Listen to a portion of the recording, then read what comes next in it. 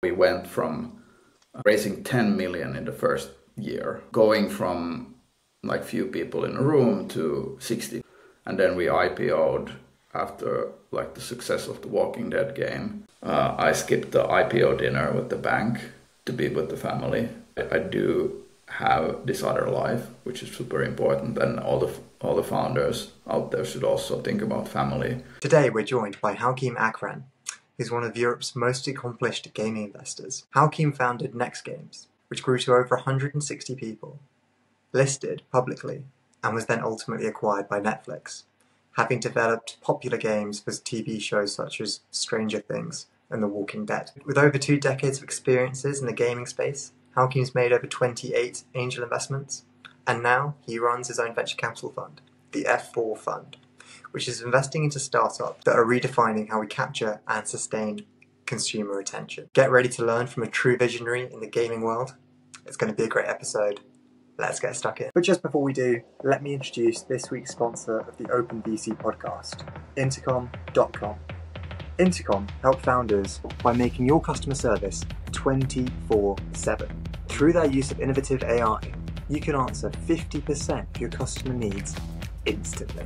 Intercom is offering 1 year free if you use the code OpenVC, all in caps, at the checkout using the link in the description below. Thanks to Intercom for sponsoring, and let's get back to the episode. Joakim, welcome to the OpenVC podcast. It's amazing to have you here today for episode 6. How was your weekend? Finland is still pretty warm. Okay. It's not going to be that way when slush rolls around. It was a good weekend. How about you? Yeah, really good, thank you. I managed to get to the Olympics actually in Paris for a couple of events, so that was really exciting. Awesome. So you mentioned you're in Finland, and that's where you grew up. What was it like growing up in Finland when it comes to entrepreneurship? What's the attitude like of people around? And I believe you got started in entrepreneurship really early. Was there any family influence on that? Yeah, I think it's very polarized, to be honest. Like in Finland, if you're an entrepreneur, you do a company and that company fails, you're pretty much shamed for life in a way, which I think also created an atmosphere where people were kind of resilient and they definitely didn't want to fail. They pushed through all the hard times without fail, like actually like giving up. I think there's a difference between the giving up and the failure. And I think that also created this culture of once an entrepreneur, always an entrepreneur as well, the self-made man. I think in Finland that has always been a unique quality. And in some certain regions of the country, it really highlights even more. So I grew up in a family where my mom was an entrepreneur. On her side, there was like a family business that like she was working in and was there surrounded by these entrepreneurs as a child, constantly spending time there at their factory. That era kind of like left me with a spirit that I can do stuff. And I remember like when I started dabbling in software as a teenager, it went more into, okay, like they need this kind of software at the company. I can create that software and they'll pay something for me. So that ended up like becoming a sort of like stepping stone for me to understand that, okay, I can do stuff with software as an entrepreneur. So were they your first customers? Were you selling back into the family production? Pretty much so, yeah. What was it? Because people love to hear about like the first venture, the first entrepreneurial commitment from founders. Yeah, it was some kind of software too. So it was a glass company in production of different kind of glass products. So they wanted to catalog what they were working on, like the products. So I created a catalog software for them with like old PC era. But how old were you when you were doing this? Like 13, 14 years old. Okay, wow. So it did really start quite young. And was that completely self-motivated, or did your mum kind of push you, No. hey, we'd love this piece of technology. Could you just write something up for us? I actually don't recall like where the whole thing came up from, but I only remember I liked it a lot. So it was like not somebody pushing externally, but it was very intrinsic, the motivation to do that kind of stuff.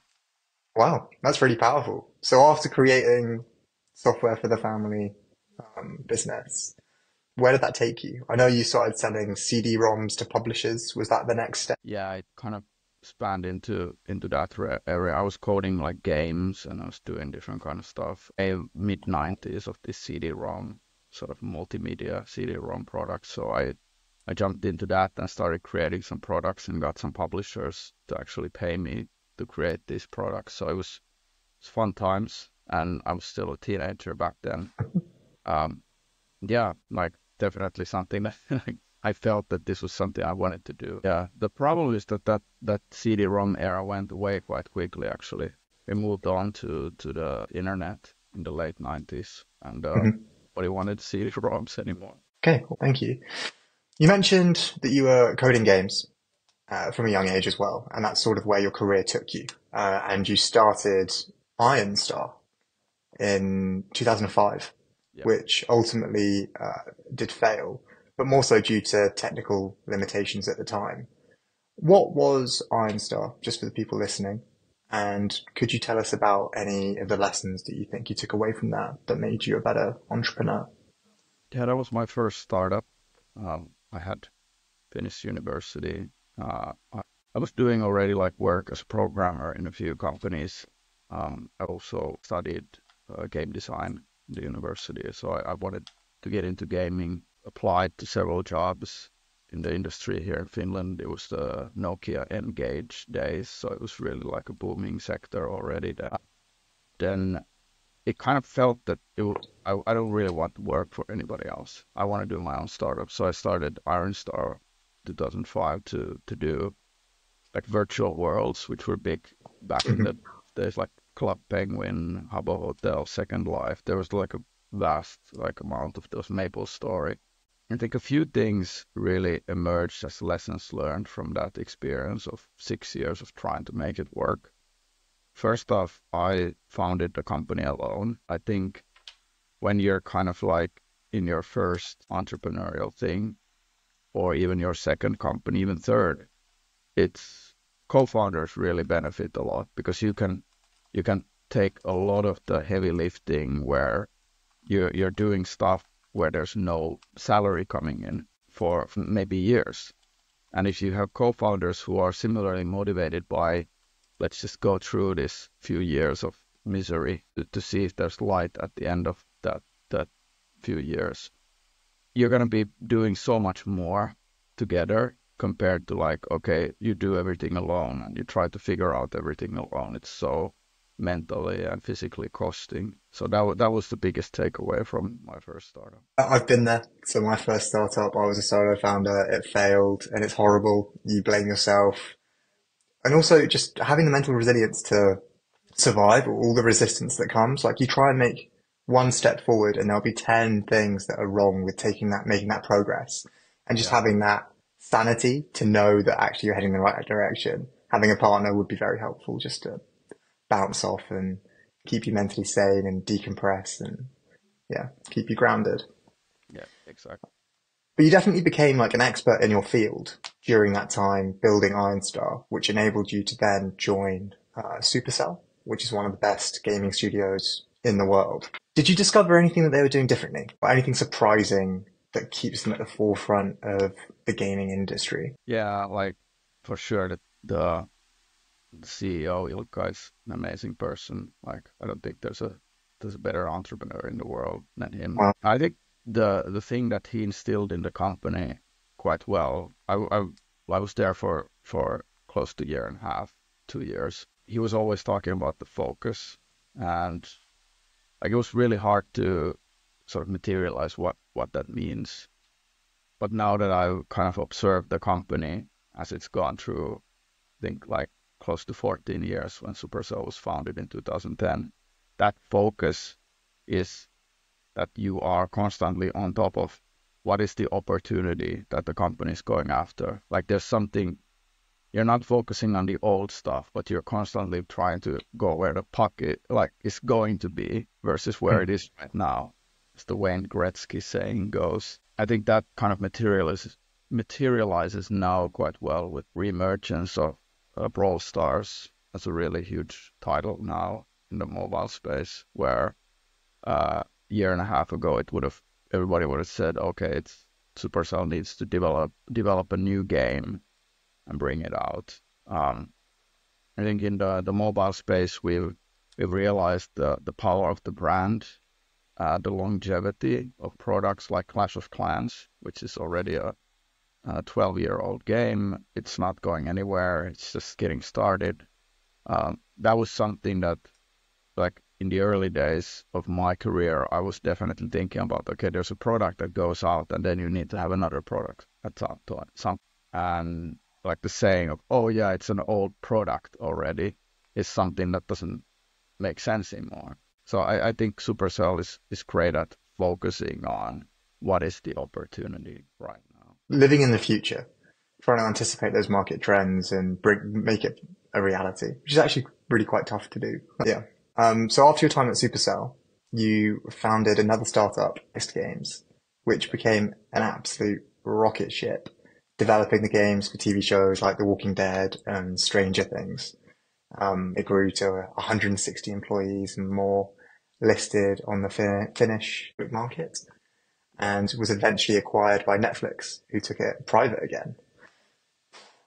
What are some of your most memorable moments from that experience? Founding a company, having it go public, growing it from just you and your co-founders. Yeah, there must be so much. But what stands out in your mind as some of the most memorable bits? Yeah, I think the most memorable thing is like there was that huge opportunity in when we got going in 2013, when there was every year the Western market was like getting like hundreds and hundreds of millions of new users on smartphones. And it was just blue ocean territory. And we knew that. And we were really happy to have backers who also understood this potential, who were saying, let's put more money in here, let's grow quickly.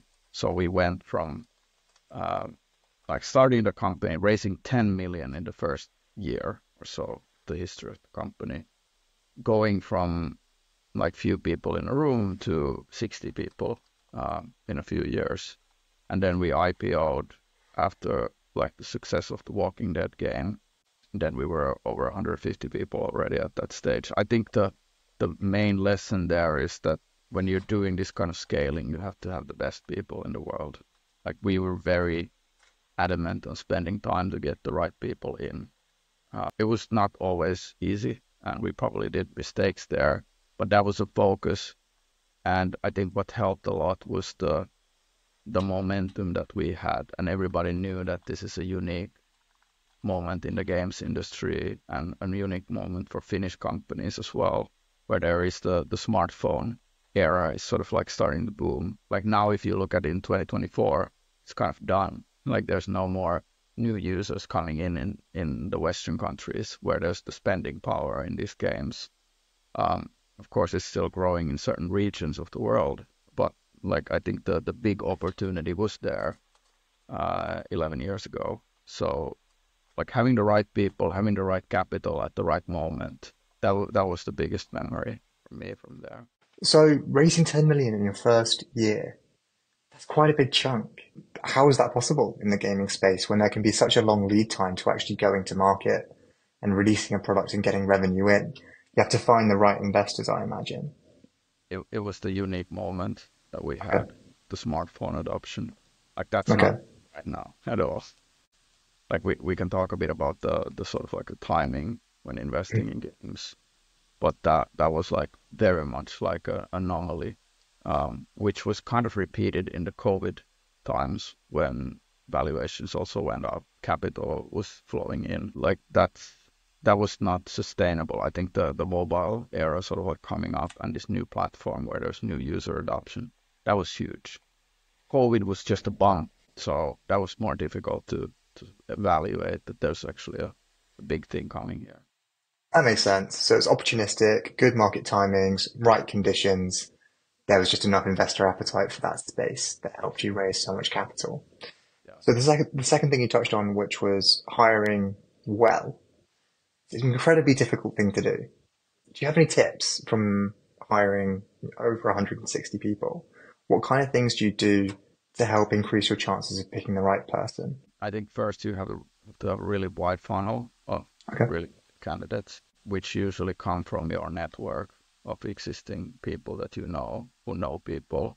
So investing in building a network is the easiest ever been because of social media, LinkedIn.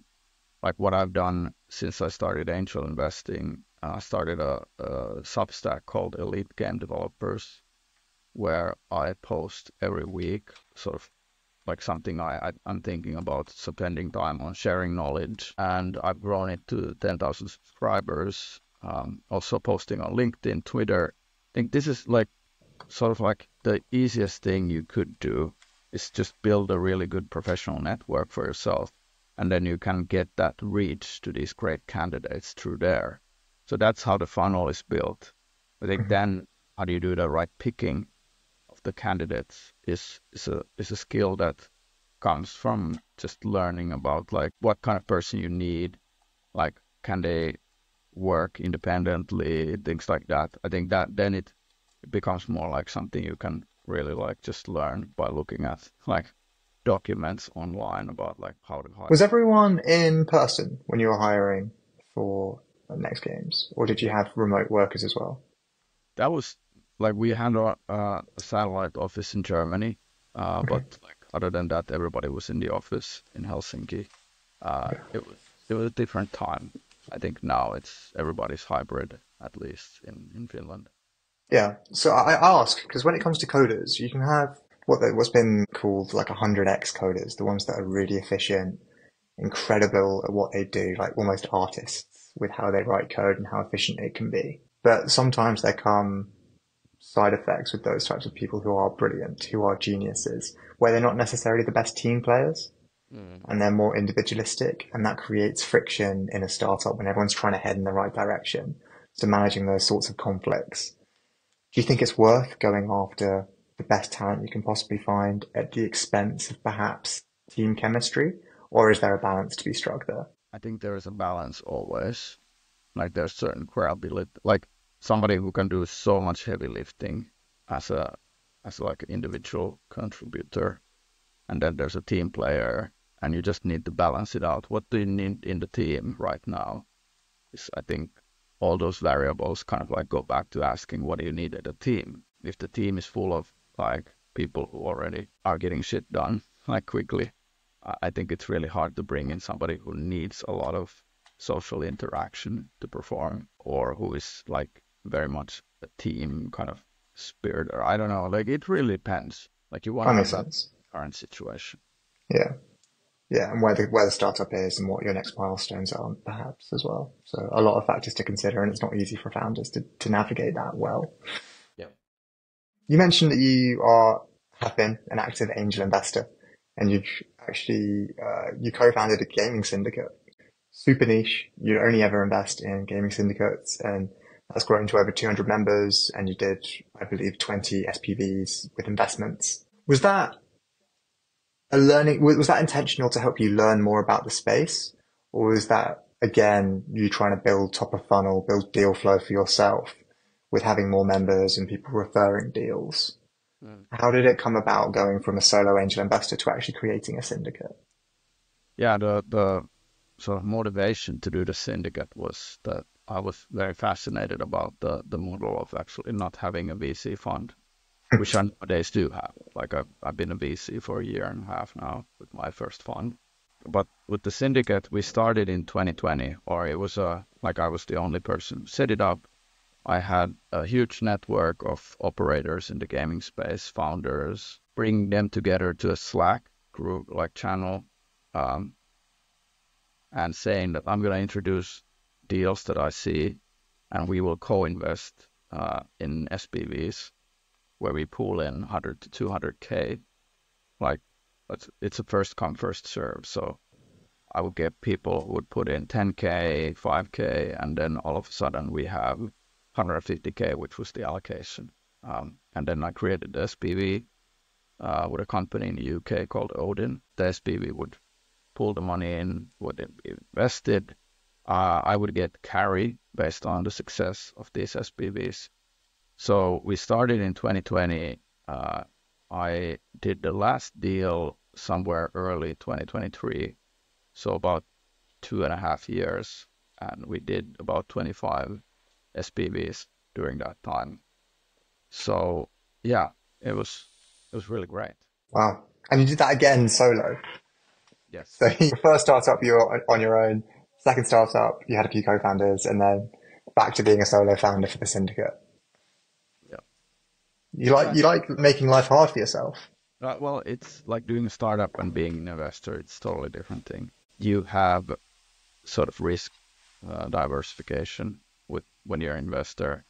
You have a portfolio of companies where you're involved as an owner, for one. I think the struggle with the syndicate was that there was no salary. So of course, like it's basically like I'm doing this as an angel investor still, although I'm kind of running a syndicate, which has its own overhead. Of course, it was like I could get the carry, which was great as a reward, in an incentive to do this kind of operation. That actually, there's a few reasons why I ended up stopping this whole syndicate early last year. I wanted to get into VC for quite a while, do my own fund. I was a venture partner with a gaming fund called Play Ventures for 2 years. I got to see them up and close, operating, spending time with their portfolio, doing deal flow with them. So it was kind of, okay, this is a career path more, this VC for me, where I see myself for the next 25 years doing a lot of interesting things. So I also had the feeling that since the COVID craziness was starting to go down in late 2022 in gaming, when I was presenting a deal to the syndicate, there was less appetite to invest. So it was also becoming like, okay, we have 200K allocation into this gaming company deal, but we're only getting to 40K from the members.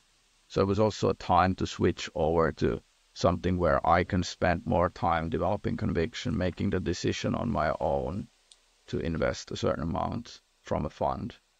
A syndicate is great. You definitely need a network. You need to have great deal flow. You need to find great companies as well. So gaming, I think, like we could talk a bit about this, like what makes a good time to invest in gaming. It's not always that way. Yeah, I'd love to. So you must be one of the most experienced gaming investors in all of Europe, one of the very few that have managed to have a public exit and create an entity that is still thriving today. What excites you about a game? You've got so much deal flow today. What stands out when you're looking at gaming investments today? Yeah, it's an interesting kind of put. Like there's probably three things that I would highlight as great gaming investments.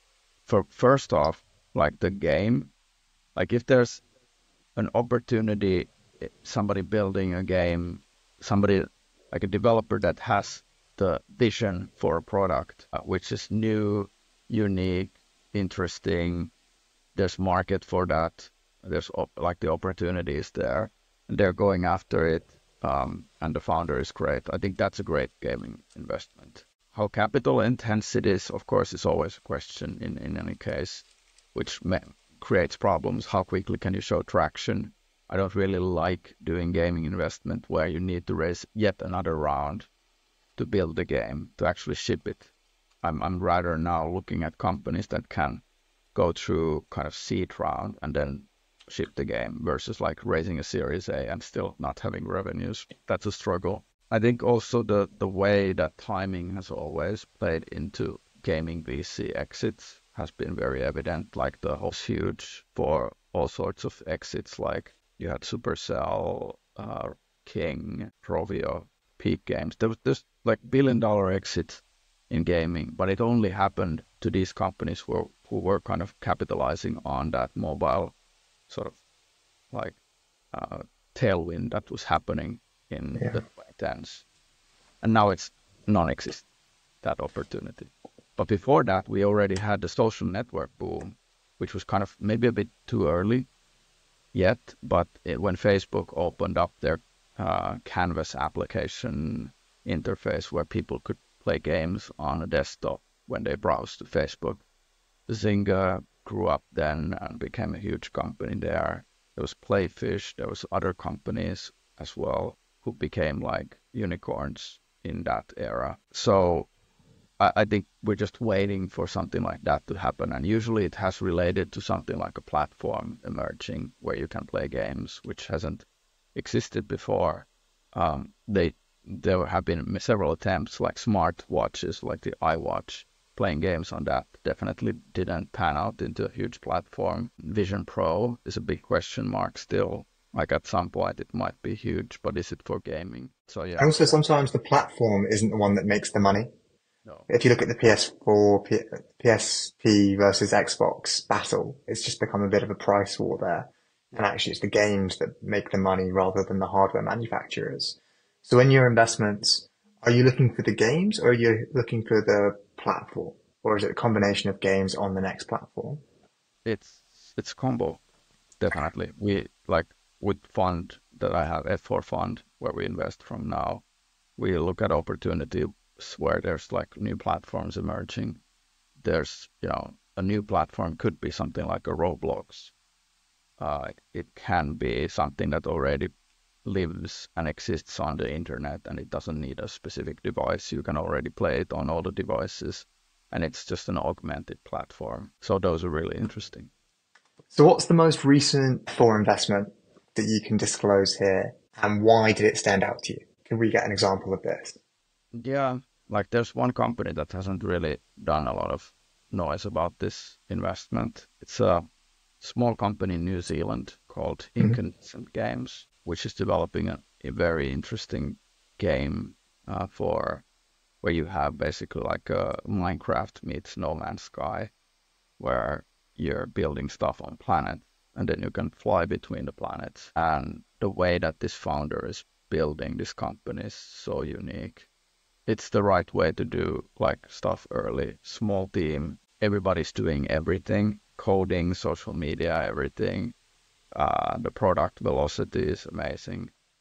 Wow. Okay, that sounds very exciting. And then putting the investor hat back on. So we've covered the uniqueness there.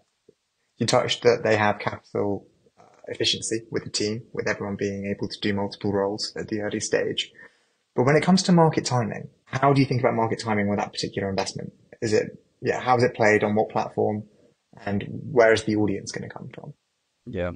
Yeah, these kind of products, they live nowadays from the zeitgeist of what sort of youngsters, how they consume stuff. Like you think about YouTube, TikTok, growing games through those kind of channels is the right way to do it. You can start on day zero when you still don't have a game. You start a channel which just distributes content regarding your development of the game. You start creating a mailing list, collecting email addresses, and then you're working on that game for several years before you ship it out, like 3 years of, and then the game comes out and you already have an audience that you're shipping it immediately to.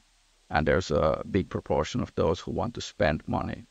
And then as business models in gaming have evolved into more of this freemium model, it also opens up a way to monetize. People who have more capability to spend more are able to do that. So I think that's where the evolution of these things have gone to. And a gaming company that comes out right now needs to kind of utilize that. I do still see a lot of mobile game studio pitches, which are for a casual mobile game, which relies heavily on just running Facebook ads to scale the game.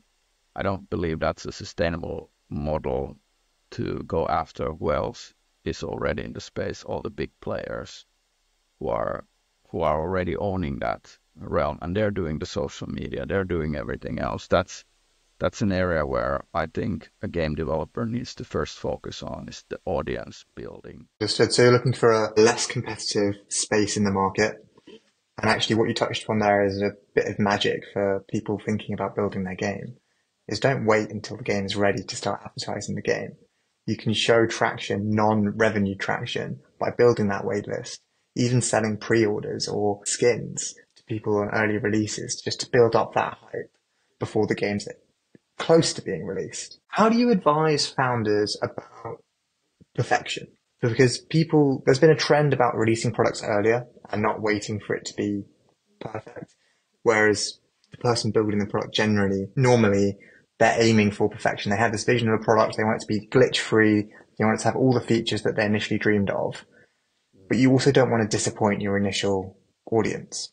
So when is the right time to launch that MVP? I think it's the way you want to do it is probably launch something that already gives an experience, which represents fun for a game. Like the earlier you can do that, the better. It's so much on the product, but you need to sort of show fun and evaluate if it actually is fun already. If it is not, like, what is the reason? How much do you need to build out? Like in mobile gaming, it was kind of like a sentiment that the game needs to have more and more content before it can show fun. But I think as the industry kind of evolves, we need to pull back on that and start like understanding more what is fun quite early. And I think the way that developers are experimenting nowadays, that's very healthy, where they put like early prototypes out into like closed testing, where they bring in people into an office to play the game.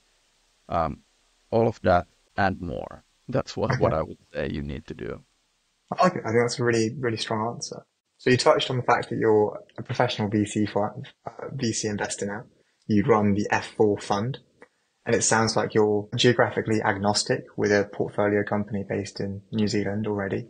Could you tell us a little bit more about the F4 fund? What are you looking for? How do you guys add value? Have you had any rocket ship successes yet? Although I appreciate it's quite early. Yeah, we focus on investing in attention businesses, which means basically everything in consumer, social media, entertainment, communication. It's broader than a gaming fund. We've done 15 investments so far, and there's only 5 gaming investments. So we've done consumer applications, some podcast hosting company even. So it's quite broad. We invest super early. We try to help the founders, because we're both, me and David Kay, who's my partner, he's also a founder. We both do a lot of heavy lifting for the founders regarding like what should they be doing next, like give support as much as possible there. Thank you. Could you give us an example of where you have moved the dial for a portfolio company? Like you've got loads of experience in the space now. Even though if it's not a gaming company, you've learned so much about running startups and actually getting to the finish line of having a successful exit. Is there a tangible example of where you have moved the dial for a portfolio company already? I think there's so many steps involved in helping. It's more like, you're there every day talking to the founder, doing interviews. So you're not just writing first checks, you're definitely, and then walking away. You're getting stuck in, you're really getting hands-on, you want to see everything, you want to be almost treated like a co-founder. Don't hide anything from us, we will try and help you in any way. That's sort of the positioning of the fund. Yeah, the biggest support I've seen myself giving founders is around fundraising. Because when you raise your first round, you're in a way committing yourself to raising another round in 12 to 24 months. So like my focus has been a lot on how does the founder actually keep an eye on that fact, and what is required for them to achieve that. And when that is hard, I definitely spend a lot of time thinking about ways to actually escape that problem if the fundraising for some reason won't be happening, if there's not enough traction. What do we do then? How do we create like momentum again and things like that? So those are the things where I think I've had the most sort of success with so far. So you're really connected to the space, and I know you're now focused more broadly on attention, but if I could bring you back to just the gaming sector for a second, where do you see that evolving? Well, what do you think the next platform will be, and how do you think investors should be thinking about this space? It's a really good question. I wish I had that crystal ball. I think the gaming industry has always surprised everybody about like what kind of consumer adoption happens next. Like there's a certain product that comes out and then people start playing there. This is how I would say we evaluate platforms. Like there's a trend which has been going on for a year or so now, is that TikTok has actually been promoting gaming on their platform where you can actually play a game inside TikTok. Where we spend time is thinking about, is that a viable place where a startup could go and build a game in TikTok or a portfolio of games and build a company that sort of merits the venture back sort of model, where you're doing this to 20 months, always raising, going from pre-seed to seed to Series A. And we need to know, will that be actually a viable model for that kind of a business? And certainly now it's still too early to say if TikTok is that kind of a place. I think the same goes for Fortnite creatives, where people are creating startups that just create content for that the players can play inside Fortnite. Is that a viable company for a VC to invest in? I don't know yet. I have my doubts. Same for AI. So it's tough. It's risky, isn't it, when your distribution is reliant on an individual platform, because you're effectively giving up a lot of control. And we've seen examples of where Facebook, being top of mind, can come in and wipe out an entire gaming industry because they wanted to. Not necessarily because it was commercially sensible, but because they didn't want the risk of that third-party data getting out of there. And that took a few people by surprise, I think. Yeah, there's also like the mobile platforms have their own agendas as well, where kind of you could do spender targeted Facebook ads in 2020, and 2 years later it was gone, that opportunity. So because of Apple's changes to the privacy. So I think the agenda of these platforms is always something you need to take into consideration. Okay, awesome. We didn't really touch on it much, but in your journey of building next games, were there any tough moments? I'm sure there were many, but is there a story of a day you were pulling your hair out? Just for the founders that are listening who are having a bit of a tough time, and actually, you might not be able to see the light at the end of the tunnel now, but just sticking in and surviving is the right move. Yeah, we had one game launch that went really badly, which we had to cut down our staff and do layoffs. That was terrible. Basically, we were building up for the success of one game was the whole company's success. And when we shipped the game, everybody believed that it's going to work. There was no paranoia, any healthy paranoia whatsoever, which I think every founder should have of what they're building. And they should always think about, like, how do they mitigate those risks? What do they do if this actually fails? Like, even though that's your plan B, but still, like, having that plan B on the table makes sense. Don't put all your bets in one basket in a way. Well, yeah. Thank you for being candid on that. I know redundancies tend to be one of the hardest moments for founders because you've spent a lot of time trying to recruit these people and you become attached to them and you know about their lives, and it's not nice to let someone go and disappoint them, especially when it's not necessarily even their fault. It could be like other market dynamics, but it's definitely the right thing to do for the company and you might not have any choice.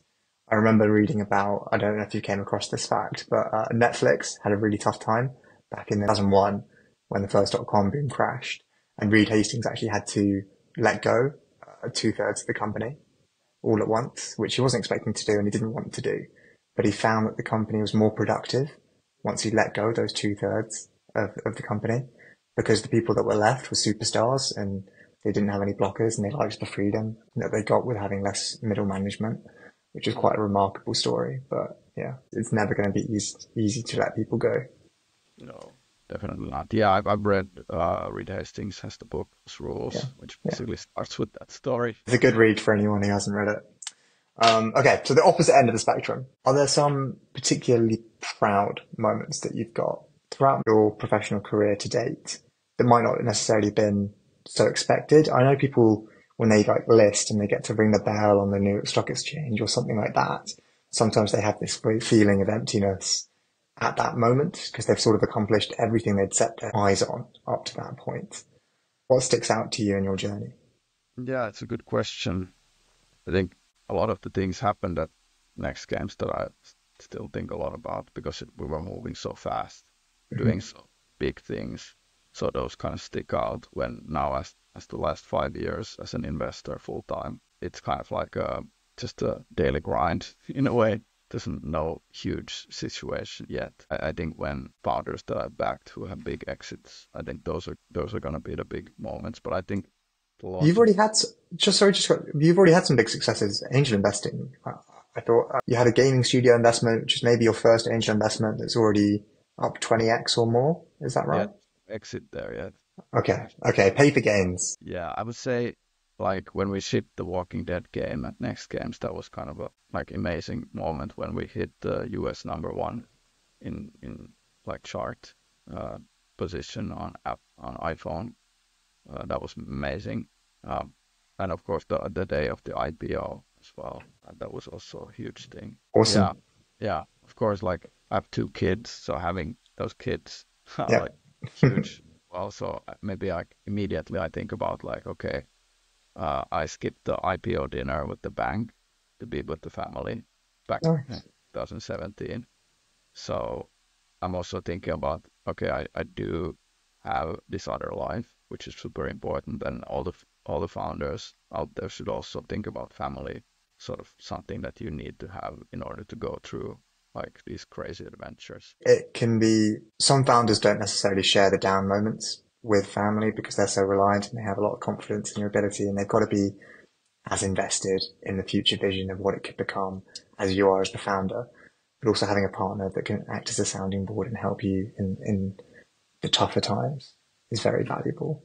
And I know you've said before on podcasts that actually angels can do a similar thing. So if a founder can't necessarily go to their family or their co-founder, maybe they go to an investor knowing they've experienced a similar tough time, tough moment, and they'll ask for advice about how they navigated it themselves and get some insights about the steps they should take to overcome that struggle. You've accomplished so much in this space, and you've got some really exciting projects going on with the F4 fund. What are your future goals? What are you striving for now? Yeah, I think that's a really good question. Yeah, some goals. I think continuing my investor career, backing great founders. I think finding great companies to invest in is something that I constantly think about. Like, where are they?